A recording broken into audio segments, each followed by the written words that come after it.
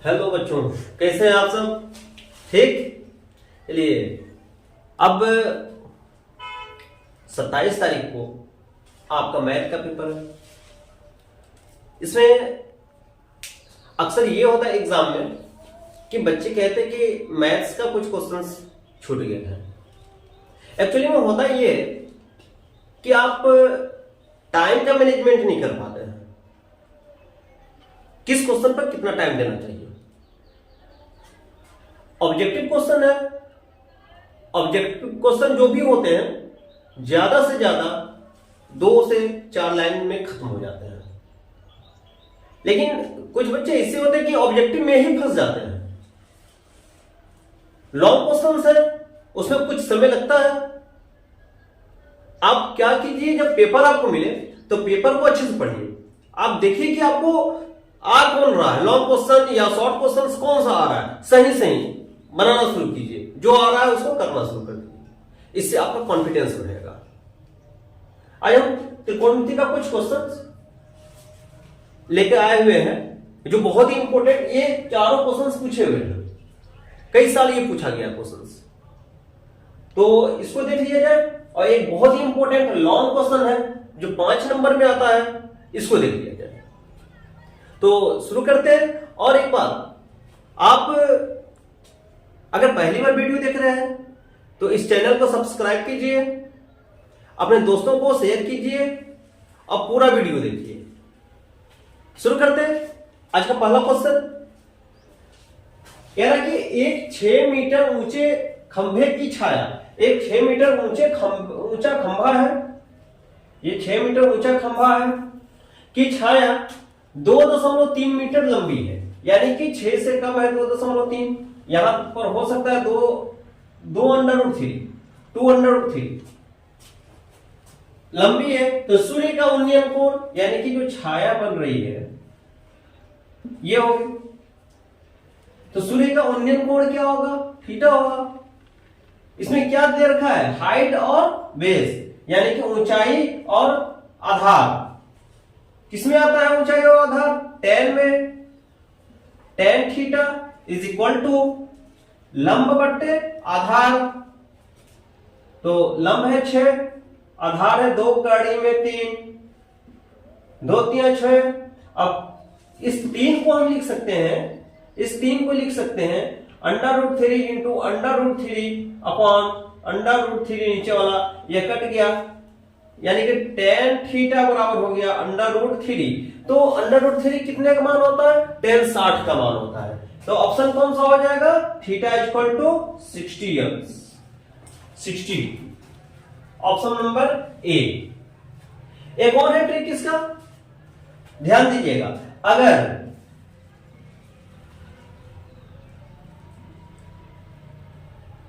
प्रश्न में ऊंचाई अधिक है h और यल दे रखा, फर्स्ट कंडीशन में यदि h ज्यादा है आधार से, h ज्यादा है आधार से, तो यह जो थीटा है, थीटा बराबर हो जाएगा 60 अंश।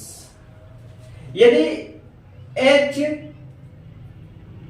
h यह आधार है, आधार b है ये, यदि h छोटा है आधार से, तब क्या हो जाएगा? थीटा इज इक्वल टू 30 अंश। यदि h यानी कि ऊंचाई और यह दूरी दोनों बराबर है तो थीटा इज इक्वल टू 45। ये ऑब्जेक्टिव में बहुत काम आएगा। अगर h ज्यादा है आधार कम है तो थीटा का मान 60। इसमें भी वही हुआ था, ये 6 ज्यादा है 2 कड़ी में 3 से, तो थीटा कितना हो गया? 60 निकला हुआ था। डायरेक्ट हम देख के आंसर कर सकते थे। अगर ऊंचाई कम है यानी कि इस तरह से है, आधार ज्यादा है, तो थीटा इक्वल टू 30 बन जाएगा। और भी हो सकता है, 3 से 15, 14, 16, 20 भी हो सकता है। लेकिन एक्चुअली बात यह है ना कि ये 15, 20, 25 हम लोग पढ़ना ही नहीं सिलेबस में, तो हम लोग क्यों उस पर देखें? इसलिए 30, 45, 60 लेके चलेंगे, 90 लेके चलेंगे हम लोग। यदि लंबाई मतलब यह आधार और यह दोनों यदि बराबर है तो थीटा इक्वल टू 45। इस बात को याद रखिएगा। चलिए क्वेश्चन नंबर 2 देखते हैं हम।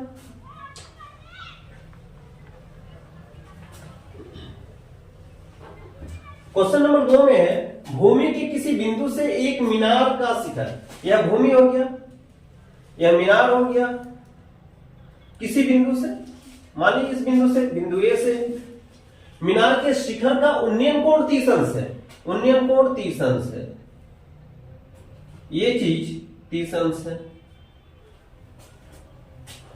यदि बिंदु से मीनार के पाद की दूरी, ये हम पी क्यों रख रहे हैं मीनार को, यानी कि मीनार का पाद बिंदु P हो गया, 30 मीटर है, यानी यहां से यहां तक ये 30 मीटर है। तो मीनार की ऊंचाई ज्ञात कीजिए, हमको h निकालना है। इसमें भी क्या क्या है, h और यह आधार, यानी कि यहां पे लिखेंगे tan में आता है ये tan थीटा, थीटा जब कितना है 30 है, तो tan 30 बराबर लंब बट्टे आधार h बट्टे 30। tan 30 का मान होता है 1/√3 इक्वल टू हो जाएगा h/30। अभी इस 30 को हम लिख सकते हैं h/3 इंटू 10, कट जाएगा ये √3 बार, यानी 10√3, आंसर हो जाएगा 10√3।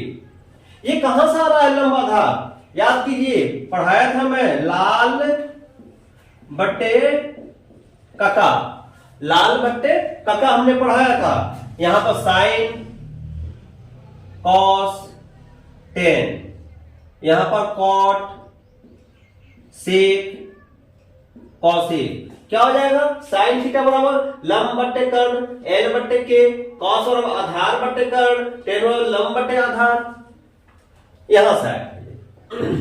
अगला क्वेश्चन तीसरा नंबर कह रहे कि 12 मीटर ऊंचे खंभे, एक खंभा है 12 मीटर ऊंचा का, खंभे की छाया 4 कड़ी में 3, वाह वाह, ये तो देख कर हो जाएगा,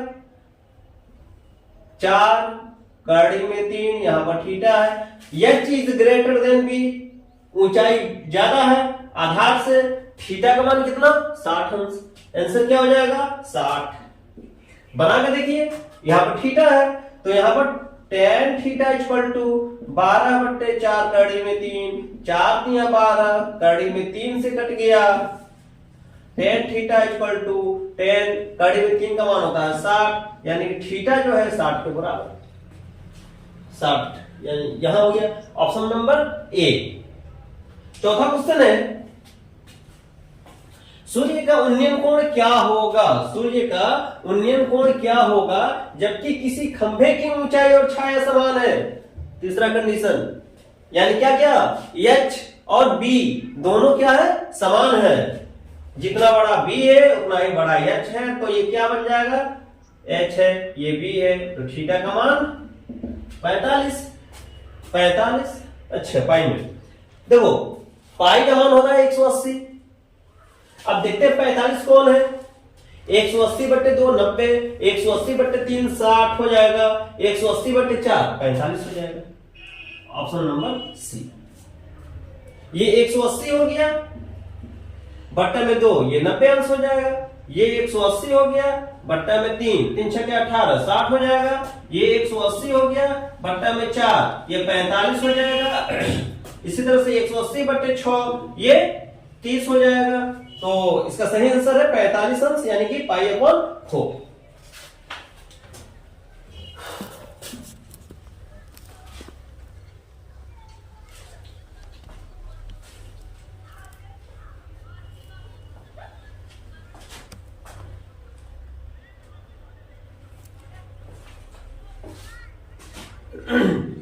ठीक है, अब एक लॉन्ग क्वेश्चन है, इस लॉन्ग क्वेश्चन को क्या जाए, बहुत ही इंपॉर्टेंट क्वेश्चन है ये, जितने क्वेश्चन है बहुत ही इंपॉर्टेंट है।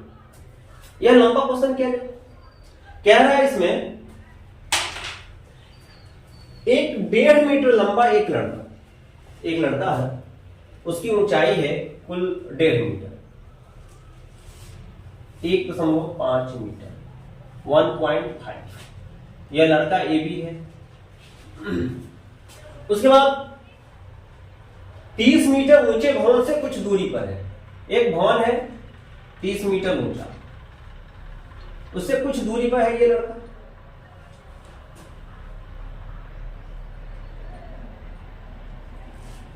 ये हो गया।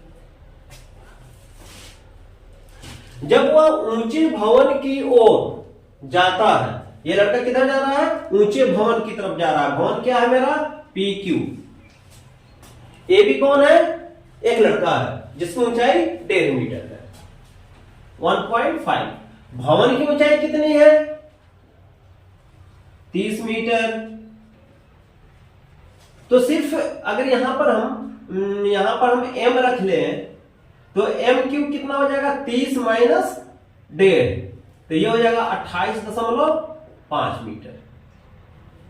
अब यहां से उसके बाद क्या रहा? तो उसकी आंख पर भवन के शिखर यानी कि क्यू का उन्नयन कोण 30 से 60 हो जाता है। उन्नयन कोण पहले तो 30 था अकॉर्डिंग टू क्वेश्चन, अब 30 से कितना हो गया? 60 हो गया, 60 हो जाता। तो बताइए कि वह भवन की ओर कितनी दूरी चला, यानी कि यहां से यहां तक जाने में वह उसने कितना दूरी तय किया। मान लीजिए x दूरी तय किया, इसको हम मान लेते हैं y। अब क्या करना आपको? अब ना देखिए, अब मान लीजिए अब ये कुछ है ही नहीं, इसके नीचे कुछ नहीं। क्वेश्चन कौन सा बन रहा है? ऊपर से बनता है। यहां पर डायरेक्ट क्वेश्चन कर रहे हैं या फिर लिखते हैं माना ए बी बराबर लड़का 1.5 मीटर, पी क्यू भवन है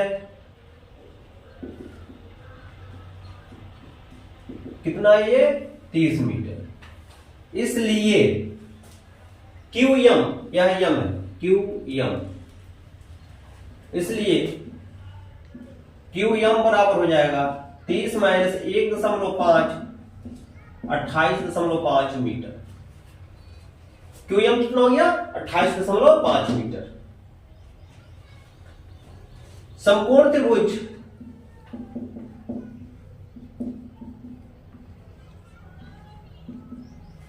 पहले इसमें ले लेते हैं, इसको भी कुछ रख ले, हम n रख लें। एम एन क्यू में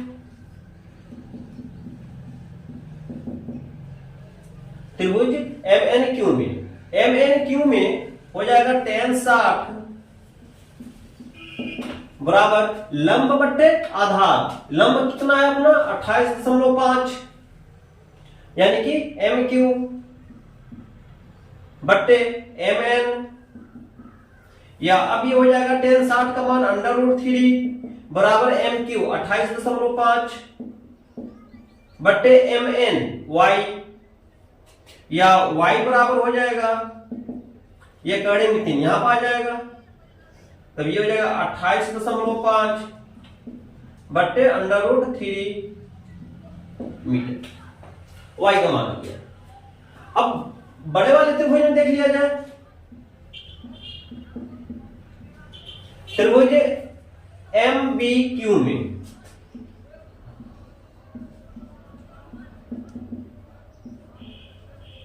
tan 30 बराबर लंब बट्टे आधार, लंब क्या? एम क्यू बट्टे आधार एम बी, या कितना हो जाएगा? ये 1/√3, 1/√3 is equal to M Q. M Q कितना? 28.5 बटे एम बी। एम बी क्या हो जाएगा? x plus Y, x plus Y. अब यहां पर y का मान हम रखेंगे 1/√3 इक्वल टू 28.5 बट x कितना है, x निकालना है, प्लस y का मान कितना आया है 28.5 बट्टे √3।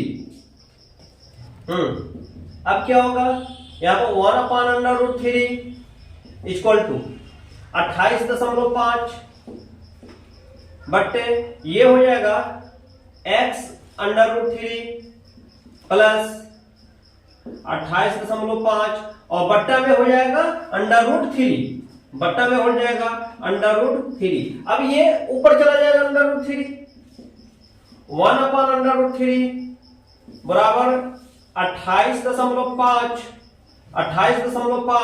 इंटू √3 बट्टे हो जाएगा x√3 प्लस 28.5।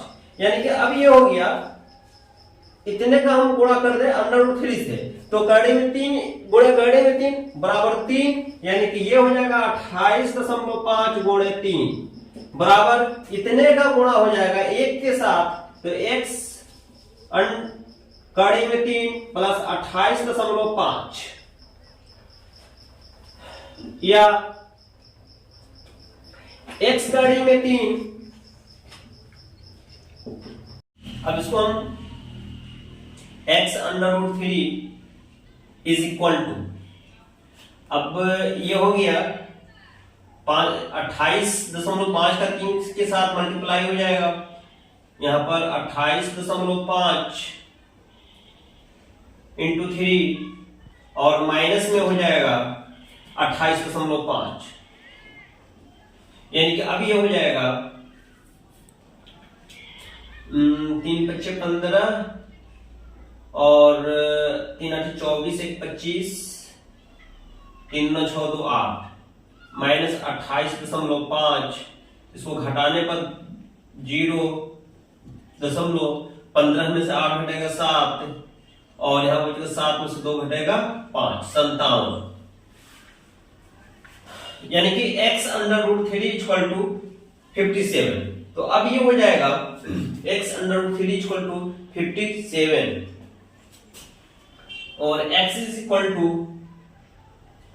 57 अपॉन √3। इस 57 को हम लिख सकते हैं 3 इंटू 19 अपॉन √3। अब ये कट जाएगा √3 बार में, यानी कि x का मान हो गया 19 √3 मीटर और यही आपका आंसर है।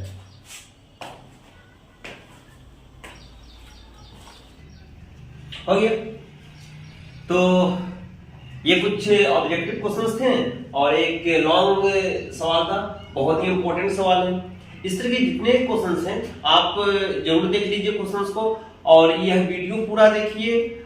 उसके साथ साथ अगर इससे पहले वाला आपने वीडियो नहीं देखा है तो डिस्क्रिप्शन में इसका लिंक दे दिया गया है, आप वहां से देख सकते हैं। अगर आप चैनल पर नए हैं तो सब्सक्राइब कीजिए। इसके बाद फिर मैं एक वीडियो भेजूंगा, उसमें कुछ क्वेश्चंस रहेंगे क्वाड्रेटिक इक्वेशन के और मेंसुरेशन के। तब तक के लिए जय हिंद।